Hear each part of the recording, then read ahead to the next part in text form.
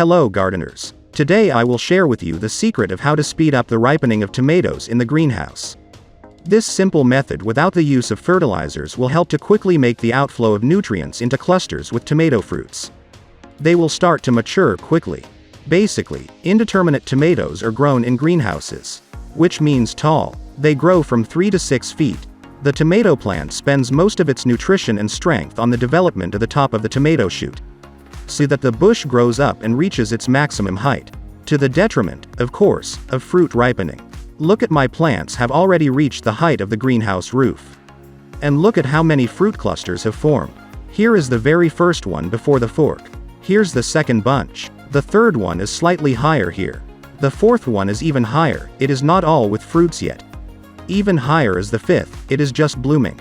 And at the very top of the sixth bunch, and above is only the roof. The plant could grow even higher. But it's already the beginning of July on the calendar, which means that there is only 2 months left for all these fruit clusters to ripen. Namely, July and August, since at the beginning of September, night frosts already begin in our region. And this is fraught with a halt in ripening, as well as diseases of tomatoes. So now I'm going to trim the top of the tomato shoot, to make the outflow of nutrition to the fruits and thereby accelerate their maturation. I carry out such pruning over the second leaf above the last fruit bunch. In my case, this is the fifth. Thus, this very top bunch will have time to fully ripen before September.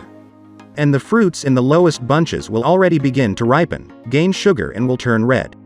I have done this pruning on all tomato plants. And now let's summarize. To speed up the ripening of tomato fruits, you need to trim the top of the tomato shoot. And in order for all tomatoes from your plant to ripen, you need to leave no more than 5 fruit clusters on the stem on one plant. If you grow like me in 2 stems, then leave 10 fruit clusters, 5 for each stem. To whom the information was useful, put a like. Subscribe and watch other useful videos, of which there are already a lot on my channel.